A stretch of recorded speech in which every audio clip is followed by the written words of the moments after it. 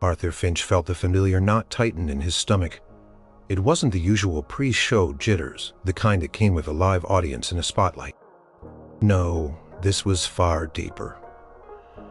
A cold dread that had been his constant companion for weeks, ever since he'd first sketched the wild, impossible lines on his drawing board.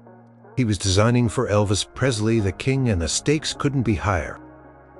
Elvis was preparing for a massive comeback, a series of shows that would prove he was still the most electrifying performer on Earth, and Arthur, he was tasked with making the king look the part. Not just look good, but iconic. Fresh, powerful, Arthur had poured his entire soul into his work. Every stitch, every sequin, every carefully placed bead was a testament to his dedication. His workshop in downtown Los Angeles was usually a hive of creative energy. Fabrics draped over mannequins like colorful ghosts, sewing machines whirring like busy bees, and the constant hum of ideas basing off the walls.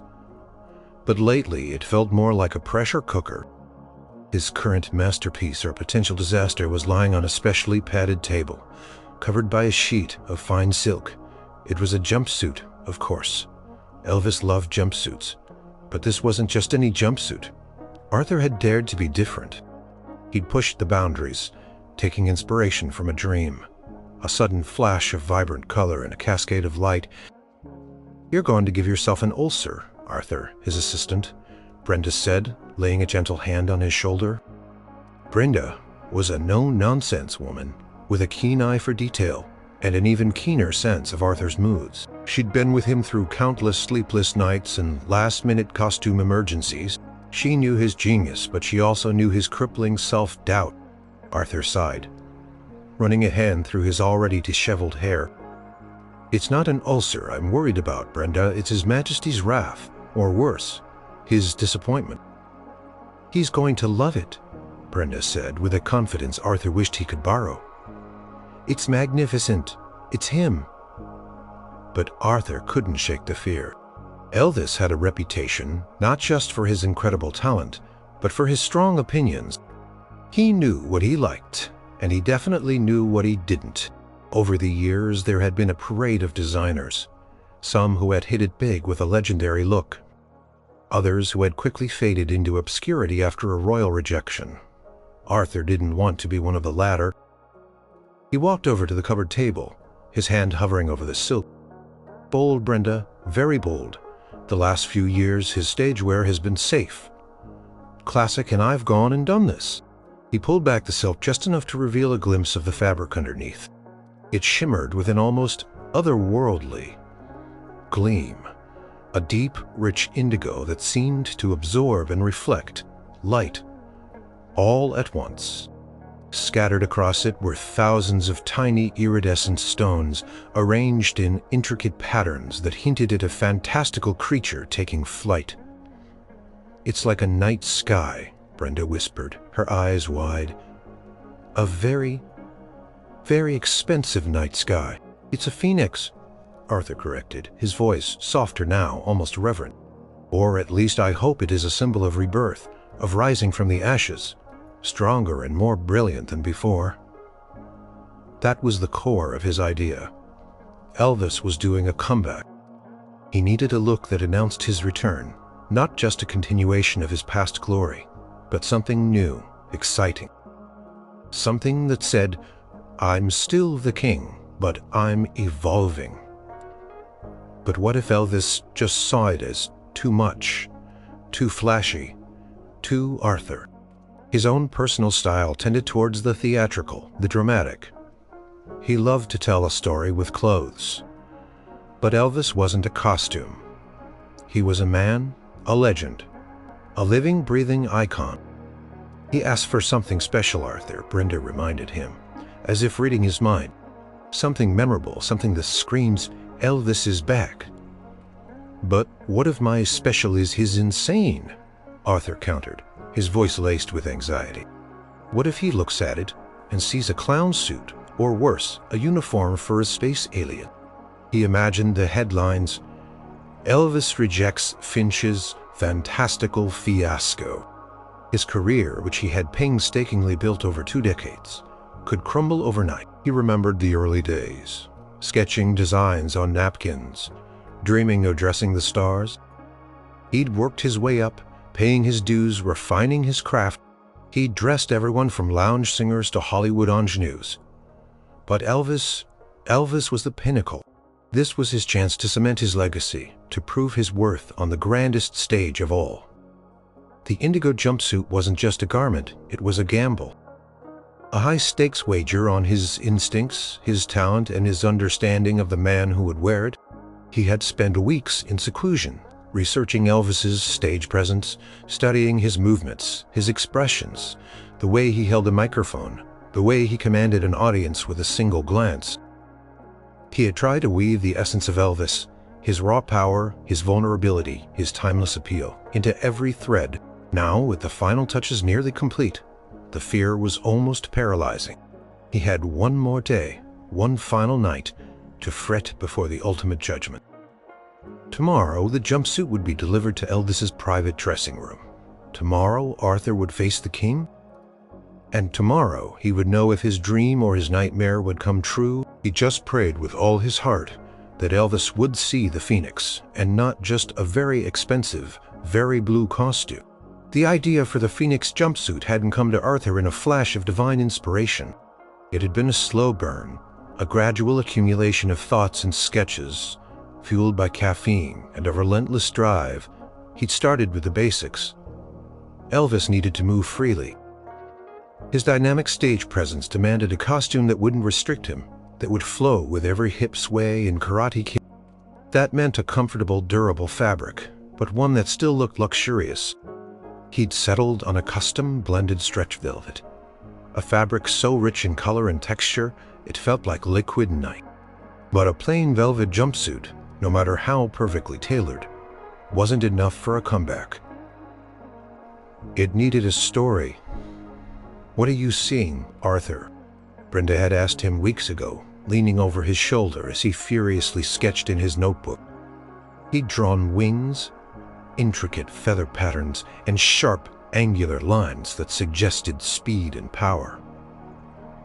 "I see him rising," Arthur had mumbled, not looking up. "Like a mythical bird, like a phoenix. He's been quiet for a while. Now he needs to explode back onto the scene. Not just with his music, but with his presence, his visual impact. That's where the indigo came in. It wasn't black, which could be too somber, or white, which was already iconic for Elvis, but felt a bit too angelic. He decided against heavy embroidery or thick brocades, which could feel dated or stiff.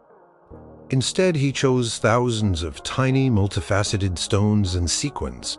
Each one was hand-sewn, carefully placed to catch the light, to create an illusion of movement even when Elvis stood still. "We're going to need a lot more rhinestones, Arthur," Brenda had said one afternoon, looking at the rapidly diminishing supply. "Order them all," Arthur had replied, not batting an eye. He envisioned patterns that started subtly in the sleeves and collar, then exploded into a dramatic V shape across the chest, culminating in a stylized eagle or phoenix motif. From there, lines of sparkle would trace down the legs, elongating Elvis's frame and drawing the eye to his every powerful stride. He added a high stand-up collar, not just for a touch of regality, but to frame Elvis's face and draw attention to his magnetic gaze. The cape was another critical element. It had to be detachable, of course, for those moments when Elvis needed to move freely without being encumbered. But when it was on, it had to be a statement. Arthur designed it to be long, flowing, and dramatically weighted at the hem, so it would billow majestically with every turn. The lining of the cape was a brilliant fiery gold, a sudden flash of warmth against the cool indigo symbolizing the phoenix's flames. As the jumpsuit slowly took shape, piece by painstaking piece, Arthur would stand back and gaze at it, a mixture of awe and terror churning in his gut. Tailors, seamstresses, and embellishment artists in his workshop were a dedicated team, executing his vision with precision and care. They understood the importance of the project, working long hours, sometimes through the night, fueled by strong coffee and Arthur's unwavering if anxious enthusiasm. "Look at that sheen," one of the embroiders, a young woman named Mariah, murmured one day, running a gloved hand over the finished sleeve. "It looks like water flowing over jewels," Arthur had managed. Liquid power. But even with the beauty and the craftsmanship, the fear lingered. He'd had moments of doubt, stretches where he'd stared at the nearly completed garment and wondered if he'd gone too far. Was it too flamboyant? Was it too much of a departure from what Elvis and his fans expected? One evening, after everyone else had gone home, Arthur stood alone in the quiet workshop, the indigo jumpsuit gleaming under the spotlights. He put on some Elvis music, a live concert recording. Specifically, he watched a video of Elvis performing, trying to imagine the jumpsuit on him. Closed his eyes, picturing the king on stage, the lights hitting the thousands of sequins, turning him into a dazzling, moving constellation. He saw the crowd erupting their cheers like a tidal wave. He saw Elvis, confident Medoc, owning the stage. He saw the jumpsuit, not as a separate entity, but as an extension of Elvis himself, enhancing his every move, amplifying his presence. "Please," Arthur whispered to the silent room, his voice raspy with exhaustion and hope. "Please let him see what I see." He knew he had poured every ounce of his creative spirit into this project. This wasn't just a job. It was a deeply personal artistic statement. It was his love letter to a legend, a tribute to the man who had changed music forever. But love letters could be rejected, and that thought kept him awake. Through another long, restless night, the jumpsuit was ready. Now all that remained was the king's verdict. The next morning, Arthur decided he couldn't wait until the final delivery to gauge a reaction. He needed a barometer, a pulse check, however small. He thought of Priscilla Presley, Elvis's former wife, and still a close confidant, but dismissed the idea. He wanted a more immediate, less formal opinion. Someone who understood Elvis's quirks, but also had an eye for fashion. His mind settled on Linda Thompson. She was Elvis's girlfriend, bright and stylish, and knew him better than almost anyone. She spent a lot of time with him, understood his moods, and was fiercely loyal. If anyone could give him an honest, unfiltered opinion without causing a major incident, it was Linda. Arthur called her personal number, his heart thumping like a drum. To his surprise, she answered almost immediately.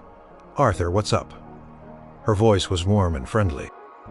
"Linda, it's Arthur Finch," he began, trying to sound casual, but his voice probably betrayed his nerves. "Listen, I know this is a bit out of the blue, but the jumpsuit, for Elvis as well. It's almost finished, and before we do the final fitting tomorrow, I was hoping you might have a moment to swing by my workshop. Just for a very quick peek. Your honest opinion would mean the world." "Peek, huh? Is it that different?" she asked, a hint of curiosity in her tone. "It's a statement," Arthur admitted, choosing his words carefully. "Bold. I just need another pair of eyes, someone who truly knows Elvis to tell me if I'm completely off my rocker." Linda laughed, a light, melodic sound. "All right, Arthur, you've piqued my interest. Give me an hour. I'll be there." Arthur felt a sliver of relief, quickly replaced by a fresh wave of anxiety. This was it, the mini-trial. He frantically checked the jumpsuit one last time, smoothing down the velvet, ensuring every sequin was in place. He had his team quickly clear away any clutter, making the presentation area pristine. An hour later, Linda walked in, looking effortlessly chic in a simple yet elegant dress. Her eyes, however, immediately went to the covered form on the table. "Well, show me this statement piece," she said, a playful challenge in her voice. Arthur took a deep breath and slowly, dramatically pulled back the silk cover. Linda took a step forward, her eyes widening. She reached out a hand almost reverently and traced the shimmering patterns on the deep indigo velvet. Her gaze traveled from the high collar down the V-shaped embellishment on the chest, along the defined waist and down the full length of the legs. She then circled the garment, taking in the full sweep of the golden-lined cape draped behind it. The silence stretched, filled only by Arthur's pounding heart. He watched her face intently, searching for any flicker of distaste, any hint of a grimace. Finally, she exhaled a soft, almost soundless sigh. "Wow," she breathed. It wasn't an immediate, "I love it." But it wasn't a, "What were you thinking?" Either "Wow, good," or "Wow, bold." Arthur ventured, trying to keep his voice steady. Linda turned to him, a thoughtful expression on her face. It's unlike anything he's worn before. The color, the sheer number of stones. It's incredibly dramatic. She paused again. "It's very you, Arthur. You've really put your signature on it." Arthur's shoulders slumped slightly. That was his fear, that it was too much of him and not enough of Elvis. "But is it Elvis?" Linda walked around the jumpsuit again, touching the fabric, feeling the weight of the cape. "He's been wanting something new," she mused, more to herself than to Arthur. "He's felt a bit constrained by the old image. I think he wants to show he's still got that fire. That spark. This certainly has spark." She turned back to Arthur, a small smile playing on her lips. "It's a risk, Arthur. A big one. But if anyone can pull it off, it's Elvis. And if anyone can design something this audacious, it's you." "So you think he'll like it?" Arthur pressed, needing a more definitive answer. "I think he'll be surprised, and I think he just might love how it makes him feel it's powerful. It's majestic, he's the king, and this is truly a king's garment. But it's also a big departure. He might need a moment with it." It wasn't the ringing endorsement Arthur had desperately hoped for, but it wasn't a condemnation either. It was cautious optimism, tempered with a dose of reality. Linda had articulated his own fears.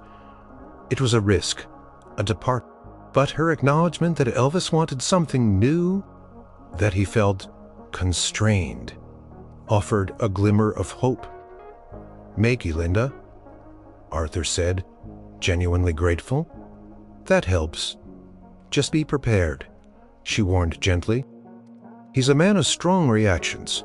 Good luck, Arthur. I really hope this works out for you and for him." As Linda left, her words echoed in the quiet workshop.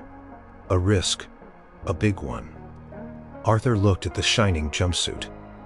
It still felt magnificent to him, but now the uncertainty was even more pronounced. He had taken the first step towards showing his creation to the world. And the response was still a question mark hanging heavy in the air, just like his own nervous breath. The day of the fitting dawned gray and damp, mirroring Arthur's mood.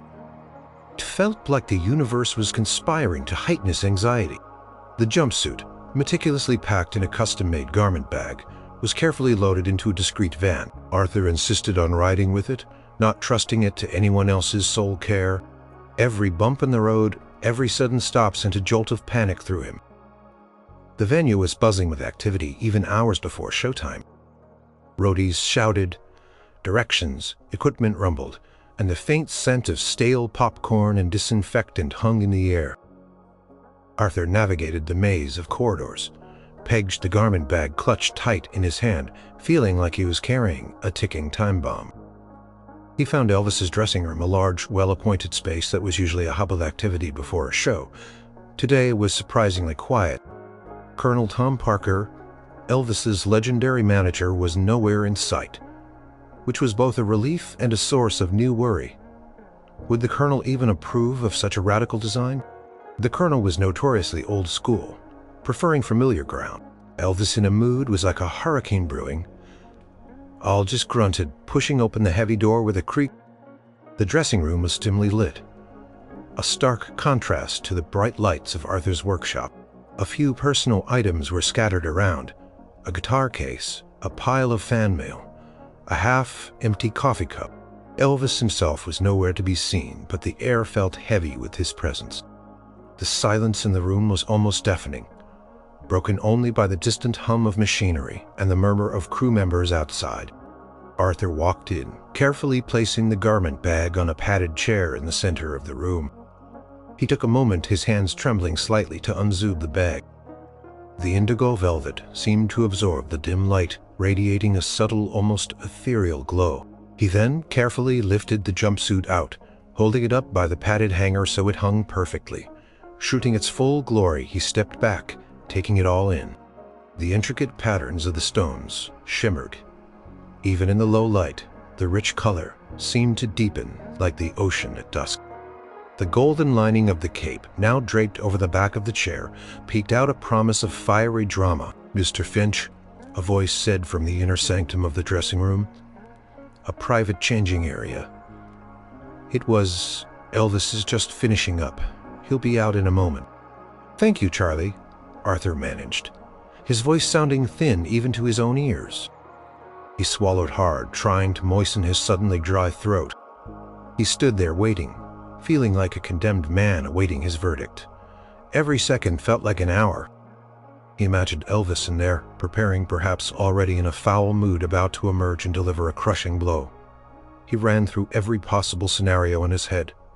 Elvis would take one look, scoff, and tell him to burn it. Or he'd be politely dismissive, which would somehow be even worse. A quiet condemnation of Arthur's talent. He remembered the endless hours spent on the design, the meticulous selection of every material, the agonizing decisions over every detail. He had poured his heart and soul into this, hoping to create something truly special, something worthy of the king. Now, all that passion and effort hinged on a single moment. A single bereavement from inside the changing area. A cough, the rustle of clothing. His breath hitched in his chest. He clutched his hands together, his knuckles white. This was it, the moment of truth.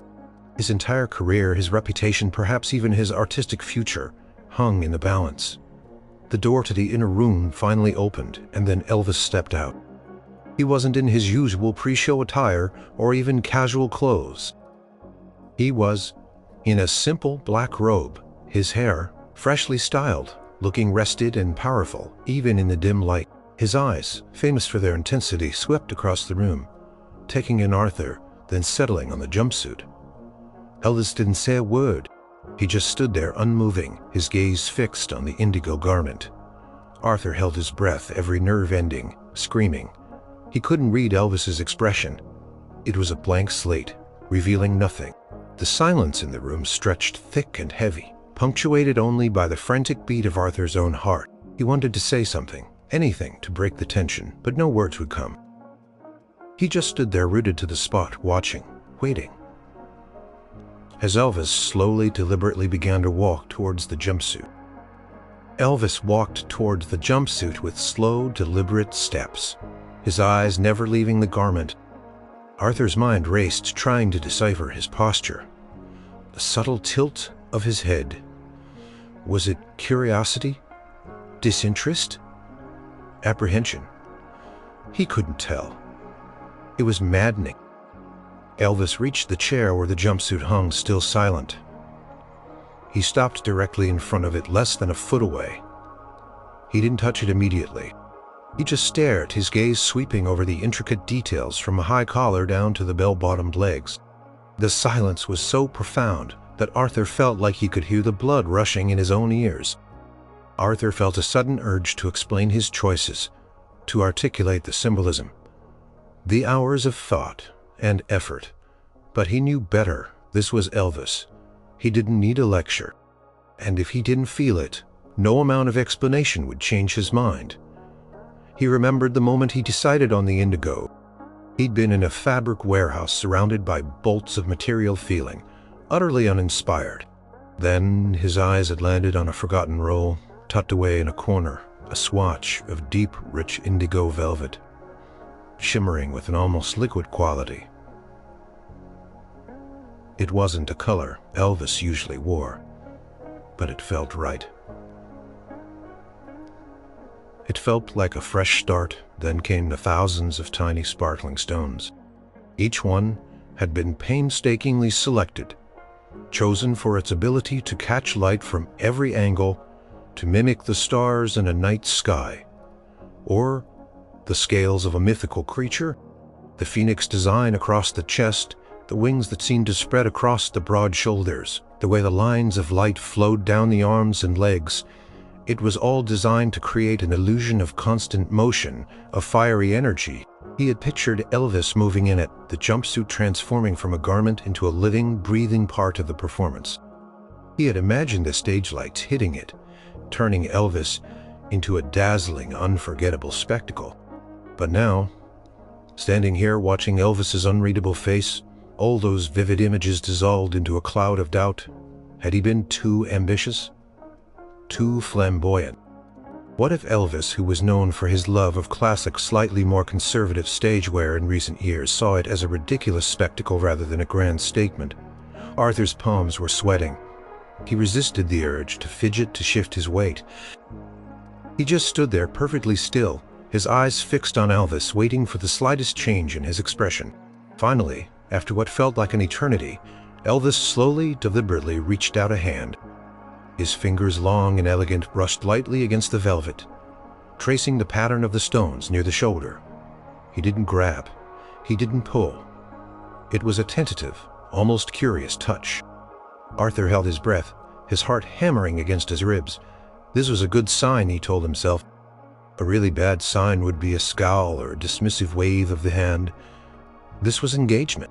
Elvis continued to examine it, his fingers moving lower, feeling the weight of the fabric, the smoothness of the velvet, the cool texture of the individual stones. He leaned in closer, his famous eyes scrutinizing the stitching, the craftsmanship. Arthur felt a flicker of hope. He had poured countless hours into the details, ensuring every seam was perfect, every stone securely fastened. He prided himself on the quality of his work, and if Elvis was examining it this closely, it meant he was taking it seriously. Then Elvis did something unexpected. Pulled a small section of the cape towards him, letting the heavy golden lining flash against the indigo. He seemed to study the contrast, the sudden burst of warmth against the cool depth of the blue, a faint, almost imperceptible nod. Arthur's mind spun. What did that mean? Did he like the contrast? Or was it just a casual observation? Elvis then straightened up. He took one last long look at the jumpsuit from top to bottom, as if imprinting every detail into his memory. Then, without a word, he turned his head and looked directly at Arthur. Arthur braced himself. This was it, the moment of truth. Elvis's eyes, usually so expressive, were still unreadable. 1,000 questions screamed in Arthur's head. Do you like it? Do you hate it? Is it too much? Is it enough? But he remained silent, waiting for the verdict.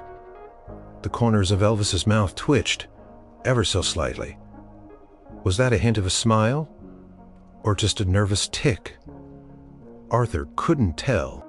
The tension in the room was almost unbearable, a tangible thing that seemed to hum in the air between them. Then Elvis spoke. His voice was low, thoughtful, and to Arthur's surprise, completely devoid of anger or disappointment. "Arthur," he said, drawing out the name, "let's see how this thing feels.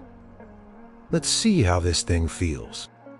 The words hung in the air. A lifeline thrown to a drowning man. Arthur felt a wave of dizzying relief. Not a rejection, not a scoff. Just a quiet invitation. "Yes, Mr. Presley," Arthur managed, his voice a little shaky. "Of course." Elvis turned back to the jumpsuit, his hand still resting on the velvet. "Charlie," he called out, his voice a bit louder. This time, Charlie, the valet who had been hovering nervously in the background, quickly stepped forward. Together, he and Arthur carefully lifted the heavy jumpsuit from its padded hanger. The garment was surprisingly weighty, given the thousands of stones and the luxurious fabric. "Right this way, Mr. Presley," Charlie said, gesturing towards the interchanging room. Elvis nodded, then paused. Turning back to Arthur, he extended a hand. "Thank you for bringing it personally, Arthur," he said, his voice quiet but sincere. Arthur was momentarily stunned. A genuine thank you. Not the kind of perfunctory politeness he sometimes encountered from busy stars. This felt real. He took Elvis's hand, shaking it firmly. Elvis's grip was strong, warm. "It's my pleasure, Mr. Presley," Arthur replied, trying to sound professional, despite his hammering heart. Elvis then disappeared into the interchanging room, Charlie following with the jumpsuit. The door clicked shut behind them, leaving Arthur alone in the main dressing room. Once more, the silence that followed was different now. Before, it had been a tense, suffocating silence of dread. Now it was a silence of anticipation, laced with a fragile hope. He listened intently, straining to hear any sound from behind the closed door. The rustle of fabric, a murmur of voices, anything that would give him a clue. He paced the small space, unable to sit still. His eyes darted around the room, taking in the framed gold records on the walls, the stack of fan letters, the personal touches that made it feel like Elvis's sanctuary. This was where the legend prepared, where he transformed from a man into the king. And now Arthur's creation was about to become part of that transformation. He thought about his conversation with Linda. He might need a moment with it. He hoped she was right. He hoped that the initial surprise wouldn't turn into outright dislike once Elvis actually put the garment on. Costume could look stunning on a hanger, but feel all wrong on the body. It had to move with Elvis, not against him. It had to feel like a second skin, albeit a very sparkly one. He imagined Elvis struggling with the zipper, perhaps finding the fabric too stiff or the fit too tight. He had taken meticulous measurements, but a design as intricate as this left little room for error. Every curve, every line had to be perfect to achieve the desired effect. The minutes stretched on, it felt like an eternity. He heard a soft cough, then a low rumble of Elvis's voice, too muffled to make out words. Was he complaining? Was he admiring it? Arthur closed his eyes, sending a silent plea into the universe. He pictured the phoenix, the mythical bird, consumed by fire only to rise again more beautiful and powerful than before. He had designed the jumpsuit with that image in mind, a visual metaphor for Elvis's own artistic rebirth. But for the metaphor to work, Elvis had to embrace it. He had to embody the phoenix suddenly. The door to the inner changing room opened again. Arthur's head snapped up. Charlie emerged, a slight smile on his face. A silent invitation. "Mr. Presley is ready for you, Mr. Finch." Arthur's heart leaped. Ready? That word, simple as it was, carry immense weight. He took a deep, shaky breath, straightened his jacket, and walked towards the open door. He stepped inside. The first thing he noticed was the light. Charlie had apparently turned up the dimmer, bathing the small room in a brighter, more revealing glow. And there, standing in front of a full-length mirror, was Elvis. He was wearing the jumpsuit. Arthur felt a gasp catch in his throat. It wasn't just a costume on a body. It was a transformation.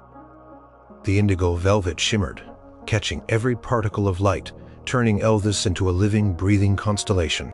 The thousands of stones glittered, creating a dazzling aura around him. The fifth-shaped embellishment across his chest seemed to broaden his already impressive frame, emphasizing his powerful shoulders. The high collar framed his face, drawing attention to his chiseled features. The golden lining of the cape draped over his back seemed to glow a fiery halo against the deep blue. Elvis turned slowly, letting Arthur see it from every angle. He didn't say anything, but his eyes were alive, no longer unreadable. They sparkled with something Arthur hadn't seen in them before, a glimmer of excitement, of fascination. He ran a hand over the fabric, then flexed his shoulders, testing the movement. He raised his arms, then slowly brought them down. Watching his reflection, he moved his hips, a subtle, almost unconscious sway. Then his gaze met Arthur's in the mirror, and this time, there was no mistaking it. A slow, genuine smile spread across Elvis's face, a smile that reached his eyes and made them shine. It wasn't just approval. It was something far deeper, something joyful. The smile on Elvis's face was like the sun breaking through storm clouds. It wasn't just a polite acknowledgement, it was genuine, radiating a warmth that washed over Arthur. He felt years of tension drain from his shoulders, replaced by a sudden, overwhelming wave of relief. "Well," Arthur, Elvis said, his voice deeper now, almost reverent as he looked at his reflection, "you've done it." Turned away from the mirror and walked a few steps towards Arthur, his movements fluid and powerful in the jumpsuit. The fabric stretched with him, confirming Arthur's careful tailoring. The stones on the jumpsuit seemed to dance with every subtle shift of light, creating a mesmerizing effect. "It feels incredible," Elvis continued, running his hands over the velvet as if still disbelieving its texture. "It's light. I can move in it. And this color, Arthur, this color is something else." Arthur's chest swelled with pride. This was it. This was the reaction he had dreamed of, prayed for. "The indigo," Arthur explained, finding his voice, "is meant to be deep, mysterious, but also regal. It's strong. And the stones, I envisioned you like a phoenix, Mr. Presley, rising from the ashes, brighter and more powerful than ever before." Elvis paused, his eyes thoughtful. He looked at Arthur, then back at his reflection, as if seeing the symbolism in his own image for the first time. He straightened his shoulders, a subtle shift in his posture. He looked taller, more commanding. The jumpsuit wasn't just a piece of clothing. It was an extension of his persona, a visual manifestation of his legendary status. "A phoenix," Elvis murmured, a slow smile spreading across his face again. "I like that, Arthur. I like that very much." He extended his arms, then pulled them close to his body, testing the flexibility. "It fits like a glove. How did you get it so exact?" "Meticulous measurements, sir," Arthur replied, beaming. "And a very skilled team. Skilled indeed." Elvis nodded, then turned to Charlie. "Charlie, look at this. Have you ever seen anything like it?" Charlie, who had been standing silently, eyes wide, shook his head. "Never, boss. It's blinding in the best way. You look like a king, sir, a real king." Elvis chuckled, a rich, full sound that filled the room. He walked back to the mirror, striking a few poses, his movements becoming more confident, more playful. He tried out a classic karate kick, his legs shooting up with surprising ease. The jumpsuit moved with him, the sequins flashing like 1,000 tiny diamonds. "And this cape," Elvis said, reaching back to feel the heavy flowing fabric. He swung it gently, letting the golden lining flash. "This is magnificent. This is drama." "The gold is to symbolize the flames," Arthur explained, feeling emboldened by Elvis's enthusiasm. "The fire of the phoenix." Elvis nodded slowly, a deep appreciation in his eyes. He turned to Arthur, his gaze intense. "Arthur, I've had a lot of jumpsuits. Good ones. But this is different. This isn't just a costume. This is a statement. This is me." The sincerity in his voice brought a lump to Arthur's throat. To hear that from Elvis Presley, the man who had worn countless iconic outfits, was the highest compliment he could ever receive. Elvis then did something unexpected. He stepped closer to Arthur and put a hand on his shoulder, a strong, reassuring grip. "Thank you, Arthur," he said, his voice softer, now more personal. "Thank you for seeing what I needed, even when I didn't know it myself, for seeing the phoenix in me." Arthur felt his eyes well up. He quickly blinked them back. "Been an honor, Mr. Presley." He managed, his voice thick with emotion. Elvis smiled, a knowing, grateful smile. "No, Arthur, the honor is all mine. This isn't just a costume for a comeback. This is the costume. This is going to make me feel like I can conquer the world again." Turned back to the mirror, a new energy radiating from him. He moved with a renewed swagger, a confidence that seemed to grow with every glance at his reflection. Jumpsuit wasn't just fitting his body. It was fitting his spirit, his ambition, his desire to reclaim his throne. Arthur stood there watching the king transform before his very eyes. The fear was gone, replaced by an overwhelming sense of triumph. He had not only met the challenge, he had exceeded it. He had not only pleased Elvis, he had inspired him. The phoenix had risen, and Arthur Finch had been the one to help him spread his glorious indigo wings. Elvis was not merely pleased, he was ecstatic. He moved around the small dressing room, testing the limits of the jumpsuit, his movements becoming more exaggerated, more like his stage persona. He did a quick hip swivel, then a mock karate chop, watching the fabric ripple and the sequins flash in the mirror. "This is it, Charlie," he declared, his voice ringing with excitement. "This is the one I feel electric in this thing." Charlie nodded enthusiastically. "You sure do, boss," You look like you just stepped out of a dream." Elvis laughed, a joyful sound. He turned to Arthur, his eyes still shining. "Arthur, you're a genius. Seriously, I was expecting, well, another jumpsuit, a good one, sure. But this is on a whole other level." He walked closer to Arthur, examining the details again, but this time with pure admiration. "The way these stones are laid out, it's like a painting. And the way they catch the light, it's mesmerizing." He gestured to the intricate patterns on the chest. "And you said this was a phoenix. That's clever, real clever. It's exactly what I needed. A fresh start, a rebirth." Arthur felt a warmth spread through him. It was one thing to create something beautiful, another entirely for the person wearing it to connect with its deeper meaning. Elvis truly understood his vision. "I tried to capture the essence of your energy, Mr. Presley," Arthur explained, his voice full of emotion.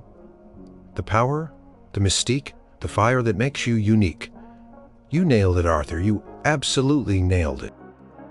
Elvis ran a hand down the side of the jumpsuit, feeling the smooth velvet. "It feels so good, too. It's comfortable. That's important when you're out there for hours, moving around like I do." "We used a custom blended stretch," velvet serge, Arthur confirmed. "It's designed for both comfort and durability." Elvis nodded approvingly. "And the cape. Oh, this cape is going to be something." He swung the cape out, letting the golden lining flare. "Imagine that under the spotlights. It's going to be a showstopper." Paused, then looked at Arthur with a thoughtful expression. "You know, lately I felt a bit tired of the same old thing. The jumpsuits were getting a bit too familiar. I wanted something new, something that excited me, but I couldn't quite put my finger on what that was. You did. You saw it. This was the validation Arthur had craved. Not just a job well done, but a true understanding of the creative process of the need for evolution." "It's an honor to contribute to your comeback, Mr. Presley," Arthur said, meaning every word. Elvis smiled warmly. "Arthur, you haven't just contributed. You've given me a new kind of armor. Something that makes me feel like I can fly." He extended his hand again, and this time he pulled Arthur into a brief but firm embrace. It was an unexpected gesture, a show of genuine warmth and appreciation that completely disarmed Arthur. "Thank you, my friend," Elvis said, patting him on the back. "Thank you from the bottom of my heart." Arthur felt a lump in his throat. He had envisioned a handshake, maybe a complimentary word or two. But this embrace, this heartfelt thank you, it was beyond his wildest dreams.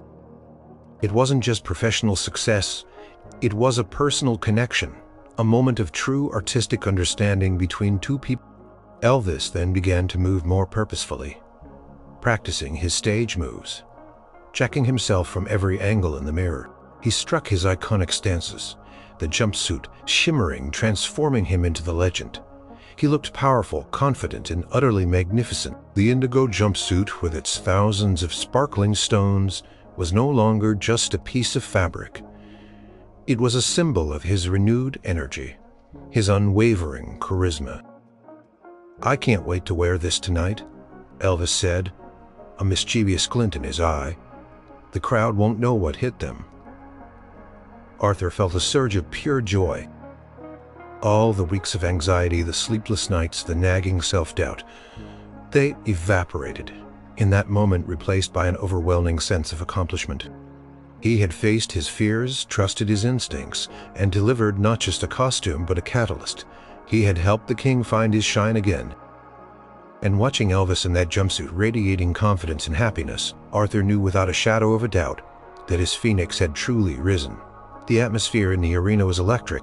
Thousands of fans, a sea of eager faces, buzzed with anticipation. Backstage, Arthur stood in the wings, his heart pounding, a mixture of nerves and excitement churning in his stomach.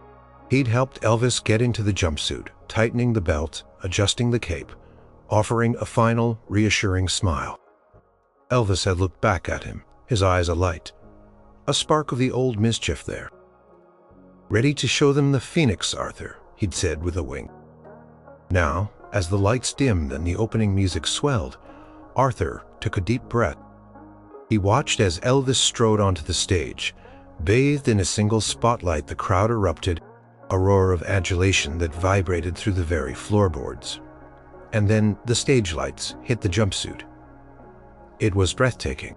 The indigo velvet, dull in the dressing room, exploded into a galaxy of shimmering stars. Every single stone, every sequin caught the light, refracting it into 1,000 tiny rainbows. Elvis wasn't just standing there. He was glowing, radiating an almost otherworldly aura.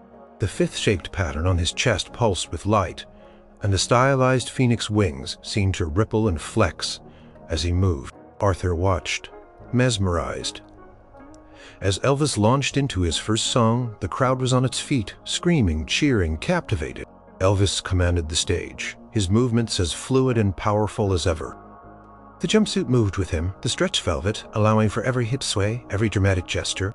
When he spun, the golden lining of the cape flared out a brilliant flash of fiery gold against the deep blue, drawing gasps from the audience. It wasn't just a costume.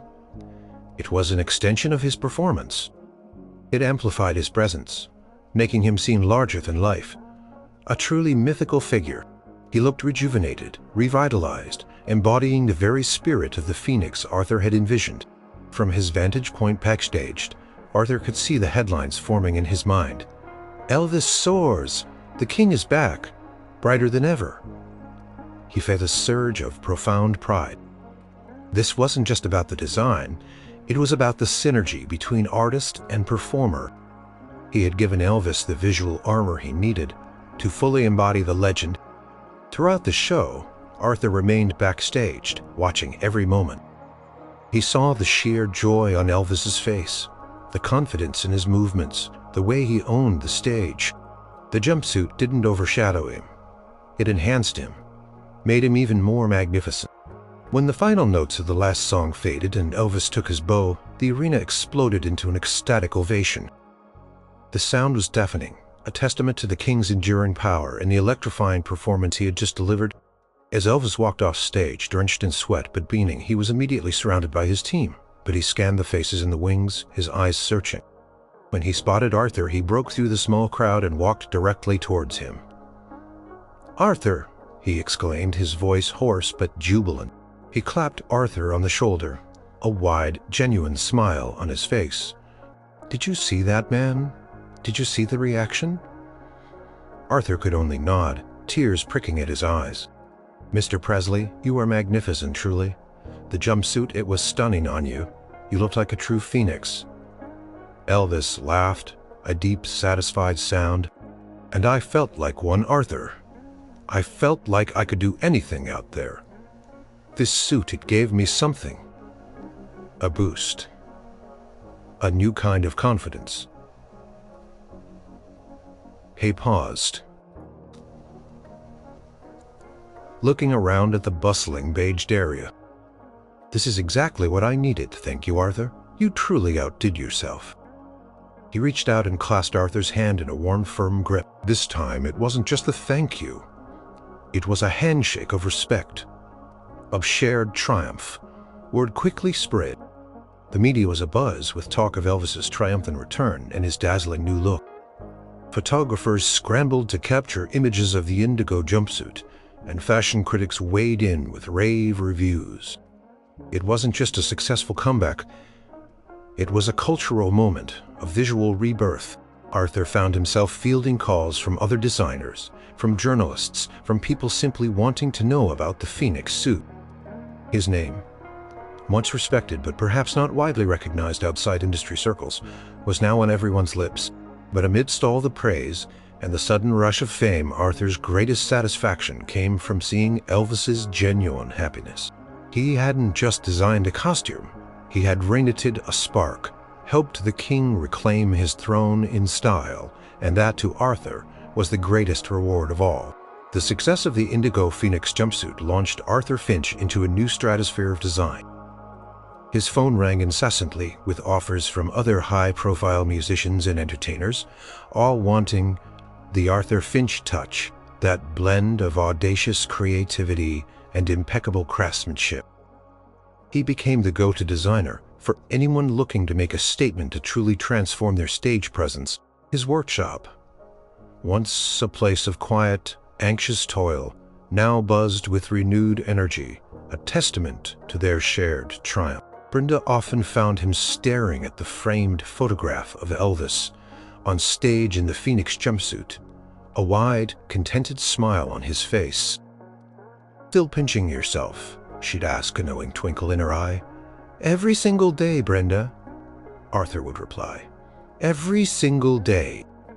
But amidst the whirlwind of new commissions and newfound fame, Arthur never forgot the moment of fear, the weeks of doubt, and the profound relief of Elvis's joyful reaction. That moment, seeing the king's face light up, feeling his genuine appreciation, had fundamentally changed Arthur not just as a designer, but as a person. He learned to trust his instincts more, to push the boundaries, even when fear whispered doubts in his ear. He realized that true creativity often lay just beyond the edge of comfort, and that sometimes the greatest risks yielded the greatest rewards. He had taken a gamble on a bold idea, and it had paid off in spades. His relationship with Elvis, too, evolved. They weren't just designer and client anymore. There was a mutual respect, an unspoken understanding forged in that tense dressing room. Elvis continued to commission Arthur for more jumpsuits, each one unique, each one a collaboration of ideas. But none held the same symbolic power as the first Indigo Phoenix. It remained the suit, the one that marked a turning point for both of them. Years later, Arthur would often reflect on that period. He would remember the precise shade of indigo, the exact feel of the velvet, the way the stones sparkled under the stage lights, but most vividly he would remember Elvis's smile. That wide, uninhibited smile that spoke of pure, unadulterated joy. He knew that some people saw Elvis's jumpsuits as merely part of his showmanship, a flashy element of his persona, but Arthur saw them differently. He saw the transformation. He saw how the right costume could empower a performer, could make them feel invincible, could help them connect with their audience on a deeper level. He thought of the countless hours of work, the meticulous details, the hidden symbolism woven into every stitch. It wasn't just about making clothes. It was about understanding a person, their dreams, their vulnerabilities, and helping them express their truest self. One evening, Arthur was sketching a new design, a vibrant, almost ethereal concept. He paused, looking out at the glittering skyline of Los Angeles. He had achieved his dream of dressing the stars, of leaving his mark on the world of fashion, but it was more than just fame or fortune. It was the joy, the shared joy. He thought of Elvis, out there somewhere, perhaps preparing for another show, perhaps just enjoying a quiet evening. He hoped. The king still felt that spark, that confidence, that sense of a new beginning that the Phoenix jumpsuit had helped ignite. Arthur Finch had set out to design a costume, but he had ended up creating a moment of transformation, of understanding, and most importantly, of pure, unadulterated joy. And for a costume designer, that was the most beautiful garment of all. The story of the worried designer and the joyful king would forever be woven into the fabric of his life, a testament to the power of art, courage, and a perfect fit.